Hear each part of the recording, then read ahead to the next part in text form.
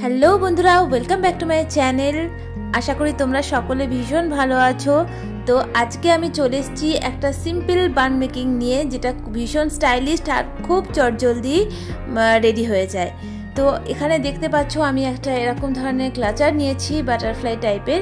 তো এই ক্লাচারটা দেখতেও যেমন সুন্দর আর হেয়ারস্টাইলও কিন্তু দারুণ দারুণ করা যায়। তো এখানে আপাতত তোমাদেরকে আমি আজকে এটা দিয়ে একটা মানে খুবই সিম্পল কিন্তু খুবই দেখতে সুন্দর একটা বান মেকিং করে দেখাবো।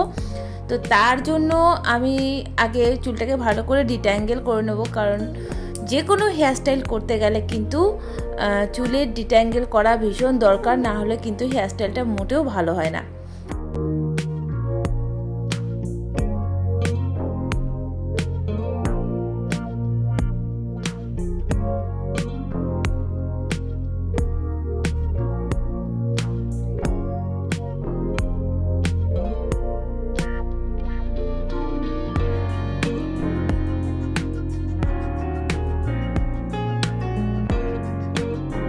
চুলটা ভালো করে ডিট্যাঙ্গেল করে নেওয়ার পর সামনের দিকে চুলটা একটু ভালো করে ম্যানেজ করে নেব।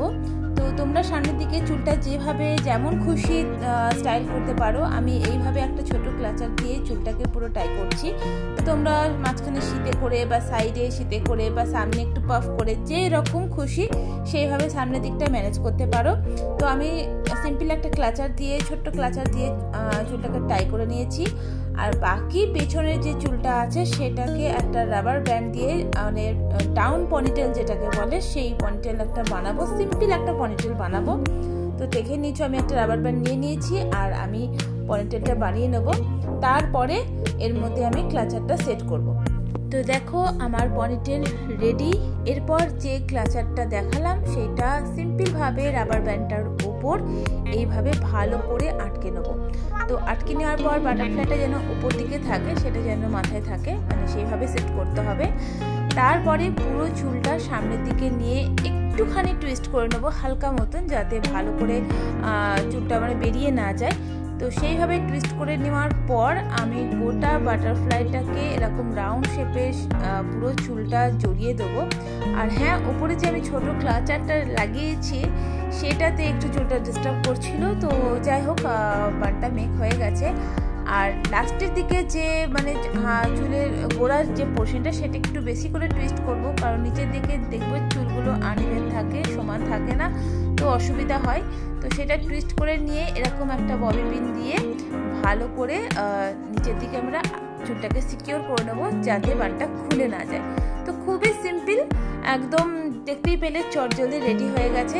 তো এই দেখো ফাইনালি আমার বান রেডি। আর বাটারফ্লাইটাও মাঝখান থেকে এইভাবে শো হচ্ছে, তো দেখতে দারুণ লাগছে। আর মানে বানটাও বিশাল বড় হয়। আর এর উপর যদি গাজরা সেট করা যায় সেটা তো আলাদা ব্যাপার, কিন্তু এইটা একটা খুবই সিম্পল আর খুবই একটা স্টাইলিশ লুক ক্রিয়েট করছে। তো তোমরা দেখেই বুঝতে পারছো।